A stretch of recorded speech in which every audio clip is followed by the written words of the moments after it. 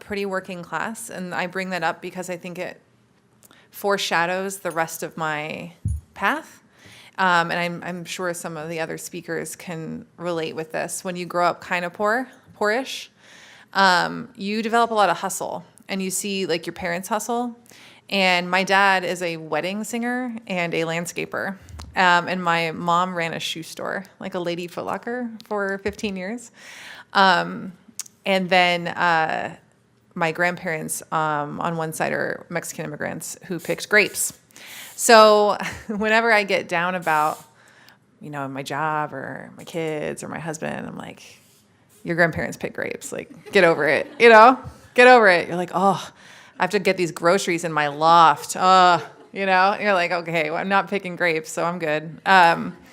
I grew up in California. I'm a native Californian. I grew up in one of the least healthy cities in America. And does anyone here watch Parks and Recreation?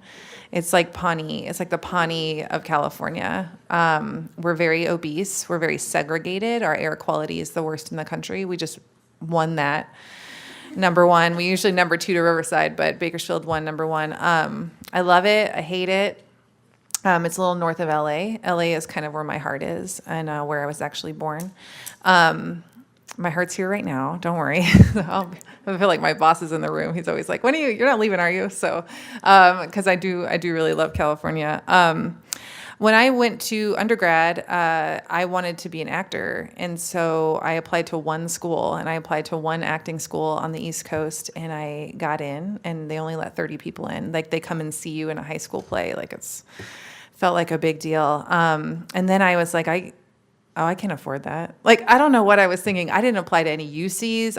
My whole dream, my whole life was to be a Bruin. Like, I wanted to go to UCLA. I wanted to work at UCLA. Like, but for some reason, because my parents didn't go to college, I had no, like, it was my friends' parents helping me fill out my FAFSA or helping me try to figure out how to go to school.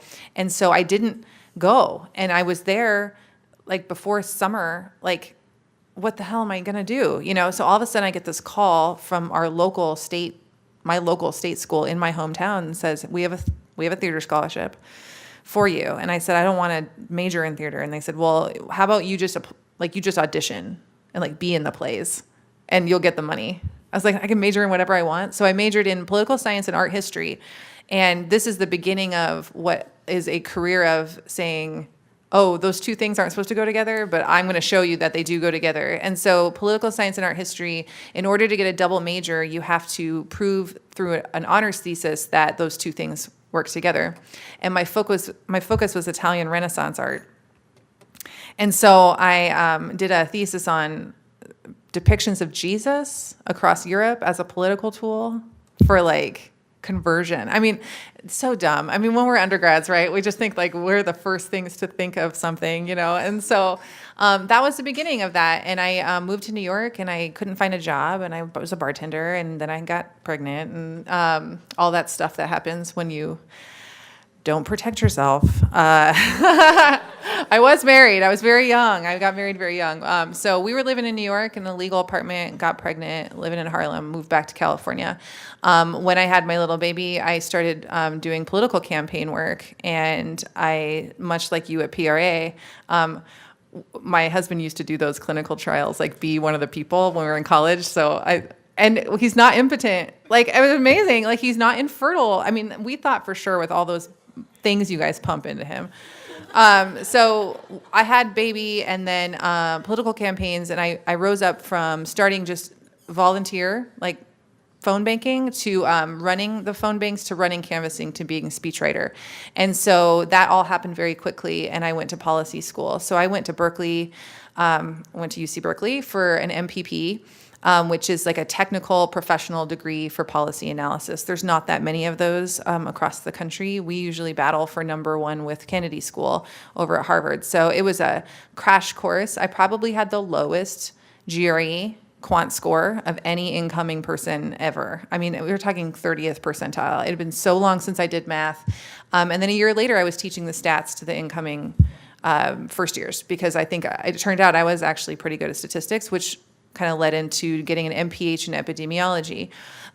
So my MPH, I did a lot of epigenetics, trying to make mice be jealous of each other for income inequality using chocolate. Darlene Francis over at Berkeley was just a huge mentor to me.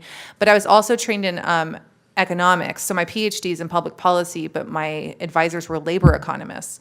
So I mixed the epi, disease surveillance, economics, and demography. So my field exam was in demography. So I was like, I'm going to do everything, right? I'm going to mix it all together, and then I'm going to get a tenure track job. I applied to 100 positions. I was really, really, really set on getting a tenure track assistant professor position in academia. And I applied for 100 jobs. I had 20 phone interviews. I had 10 campus visits, and I had 6 job offers, all tenure track job offers. It was a good time to be a half Latina woman doing social determinants of health, social epi on the public health medical job market. So this comes to the beginning of my advice. I don't do that job anymore. So I applied for everything, and I took all the interviews. I took all the campus visits, even if it was Morgantown, West Virginia, even if it was a school that was ranked 180th. Like, I took it because I didn't know what was going to happen. And that's what happened with Kansas City. I'd never been to Kansas City before. I landed in the city and was like, where the hell am I? Because when you land in the airport, you're like, oh God, right?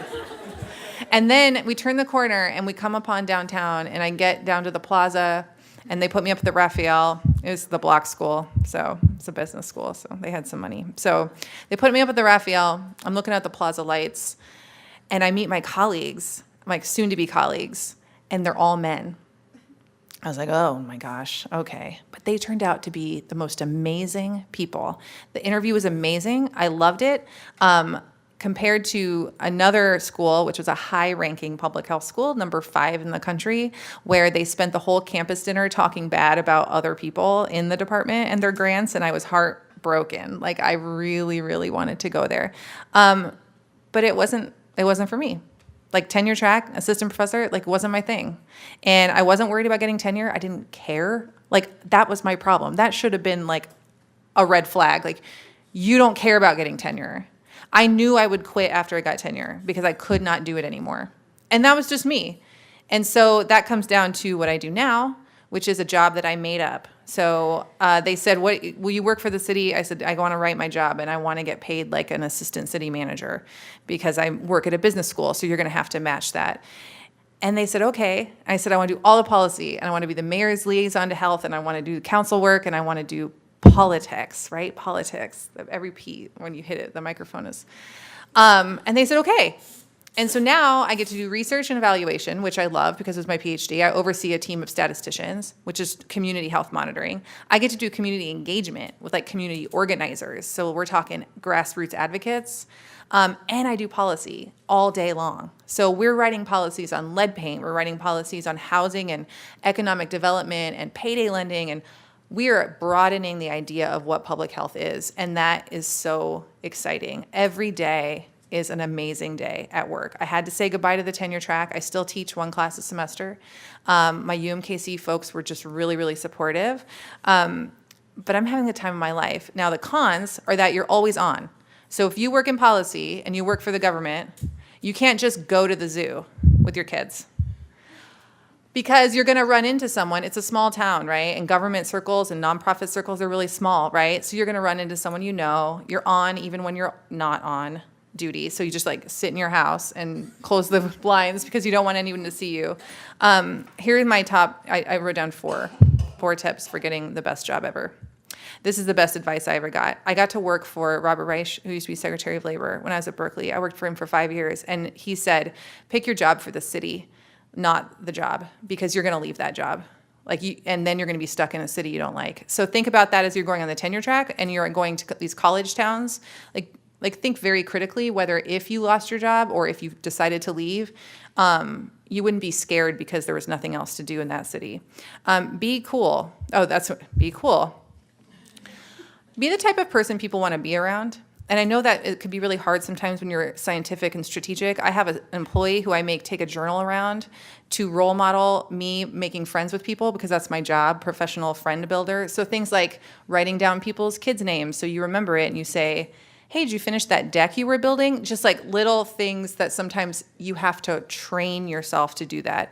I have a Drake candle in my office because it's to remind me that I am silly and really kind of dumb sometimes, but I can still be someone who got a Ph.D., who's a researcher, who's professional, but I'm also myself, and that attracts people to you when you are authentic. Forget what anyone expects of you. My dying grandmother said something like your grandfather did, and to shake that off and be like, she really wanted me to do this, is really hard. Or my parents expect me to do this, or my friends expected me to do this. Be honest with yourself and be values driven. And I will tell you, the people that I hire are people who are intellectually curious about the world and have really interesting things to contribute, not the people who are like maybe got the highest test scores. So that's it. I'll be here if you guys have questions later, but thank you for the 10 minutes.